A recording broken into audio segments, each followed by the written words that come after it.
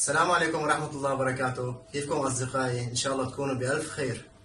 واليوم جبنا لكم طبق جديد من المطبخ الإيطالي، فوتوتشيني ألفريدو، بطريقة سهلة ومبسطة. وإذا كنتوا جداد عندي على القناة بتمنى منكم تعملوا اشتراك للقناة وتفعلوا زر التنبيهات ليصلكم منا كل جديد. ويلا مع بعض لنشوف طريقة التحضير. بسم الله الرحمن الرحيم. لتحضير الطبق أول شي بنبلش عندي صدر الدجاج تبله. خلينا مع بعض نشوف طريقة التتبيل. أول شي بستخدم رشة ملح بهالشكل ها، رشة فلفل ناعمة، وعندي شوية توم، ورشة زعتر أخضر يابس بالشكل ها. هلا بضيف لهم زيت الزيتون،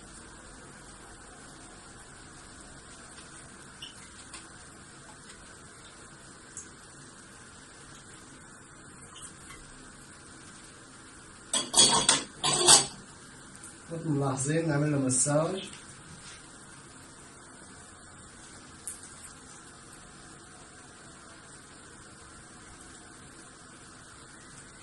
نرجع الوش الثاني عشان ياخد أكبر حد من البهارات. إذا عجزنا شوي بنحط له.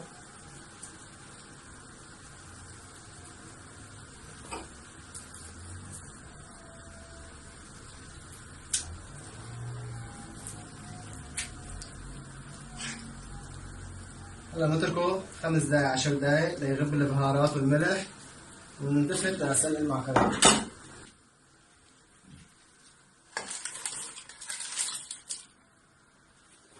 هلا متى ما ضفت المعكرونة بحط لها ملح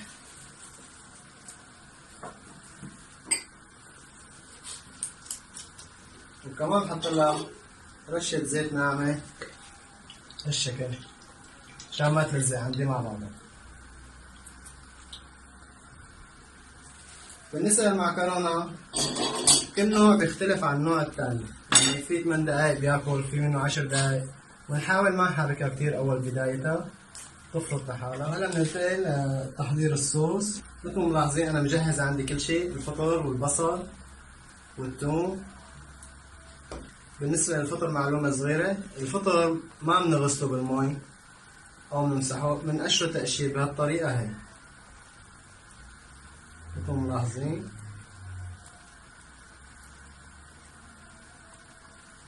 ما بنغسله نهائيا، بنقشره تقشير وبنقطعه بهالشكل هذا. هلا أول شي عندي هون مكعبات زبدة، بحط مكعبين صغار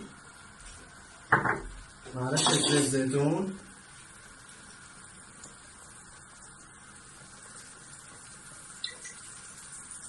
وبضيف عليها نص بصلة صغيرة ناعمة بالشكل هذا.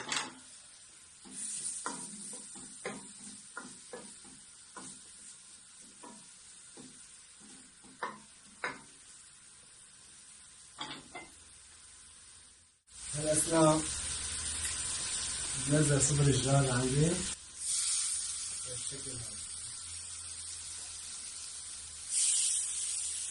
وهلا كمان مع البصل بضيف قدر 2 توم. هلا بلش البصل ياخد لون عندي. خلي شوي ثانية نشوف المعكرونة. مثل ما ملاحظين بلشت تركب.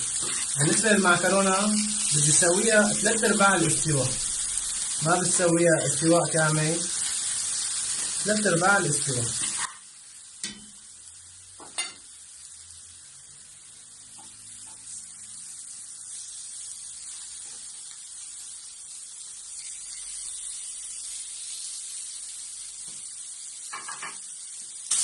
هلا بضيف الفطر على البصل والثوم.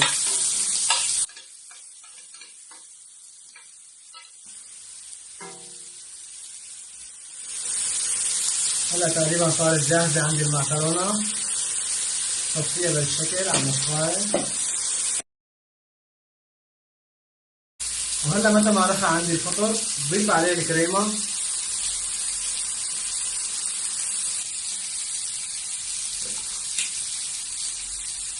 وهلا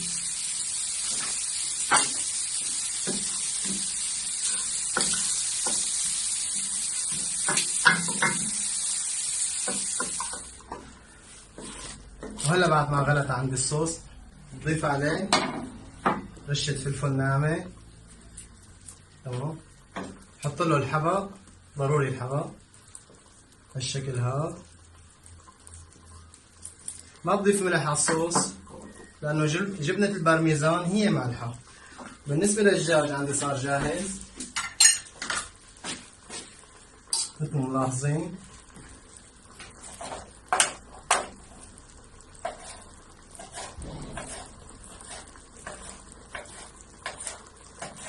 الدجاج ما بدي اسويه كتير، بده يكون لسه في روح يعني بالشكل. هلا اللون بدي اضيفه مع الصوص. وهلا بضيف المعكرونة.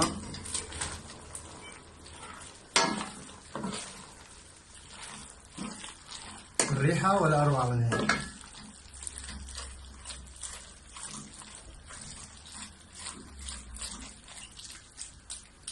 هلا بخليها دقيقتين ثلاثة لأنه المعكرونة عندي مو مستوية 100%. أنا طلعتها 3/4 الاستوى منشان تتشرب الصوص، أعطيني نكهة طيبة. وهلا بعملها رشة ناعمة بارميزان، رشة ناعمة ما بكتر،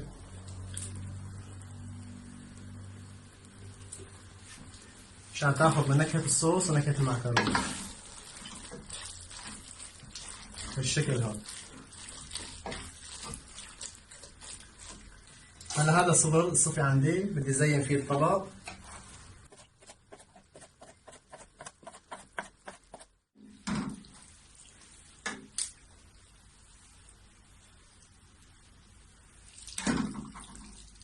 هلا هيك تقريبا صار طبقنا جاهز. نجي لمرحلة التزيين بالشكل هذا. بنوزع الدجاج مثل ما ملاحظين. الدجاج مو ناشف بزهوته يعني.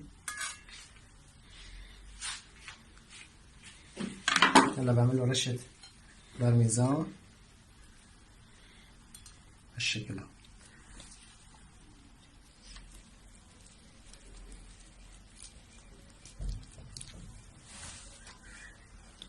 وهلا صار طبقي جاهز مأكول هنا. فوتوتشيني الفريدو. إذا كنتوا أول مرة بتشوفوا الفيديو لا تنسوا الاشتراك بالقناة وتفعيل زر التنبيهات ليصلكم مني كل جديد. ولا تنسونا من صالح دعائكم. والسلام عليكم.